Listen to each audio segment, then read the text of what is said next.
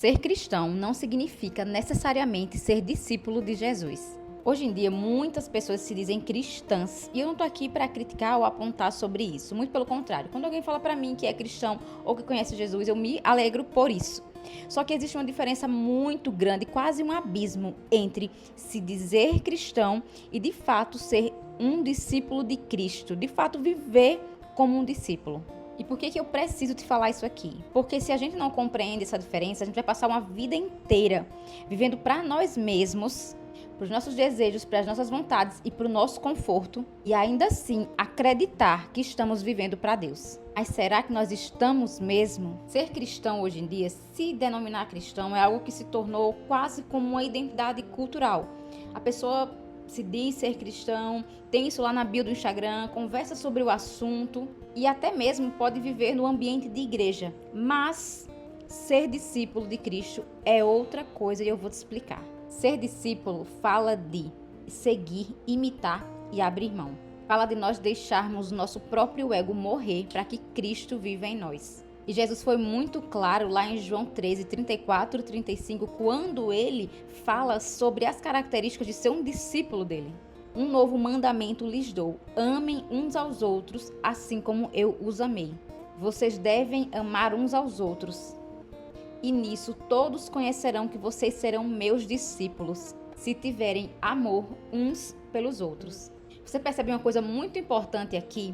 Jesus ele não está falando que os discípulos dele serão conhecidos porque eles eram frequentantes de igreja, porque eles eram pessoas que pregavam na internet, que postavam versículos, ou até mesmo que faziam caridade. Muito pelo contrário, ele fala que vocês serão conhecidos como meus discípulos se tiverem amor uns pelos outros. E olha que eu não estou falando que nenhuma dessas coisas é importante, tá? Elas são importantes sim, só que elas não são fundamentais para que você seja reconhecido como um discípulo de Cristo.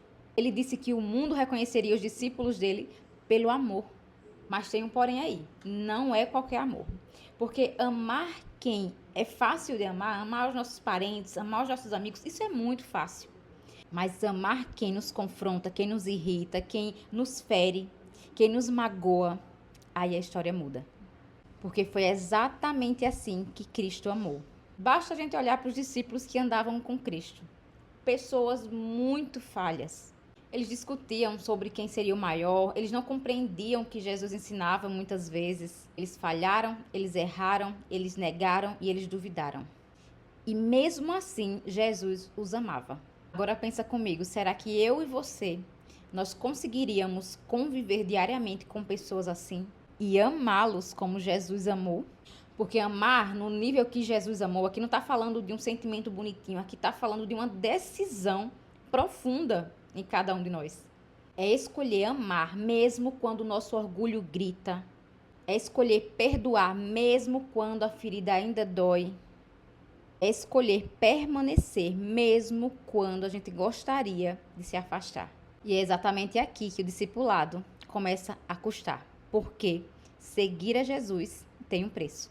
E o próprio Cristo falou isso lá em Mateus 16, 25. Pois quem quiser salvar a sua vida, a perderá. Mas quem perder a sua vida por minha causa, a encontrará. E o discipulado, ele exige algo que a nossa natureza humana, ela não gosta, que é a renúncia.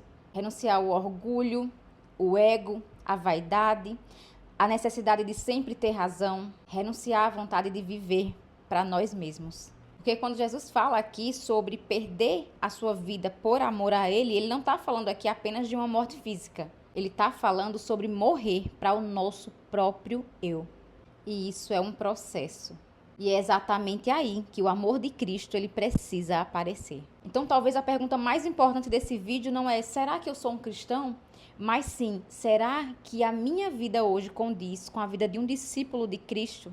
Será que as pessoas conseguem ver o amor de Cristo através da minha vida? Porque no final das contas, o que prova de fato se nós seguimos a Cristo não é o que nós falamos, o que postamos, mas sim a forma como nós amamos o nosso próximo. Se você se identificou com esse vídeo, me conta aqui nos comentários e compartilha ele com alguém que precisa ouvir isso hoje.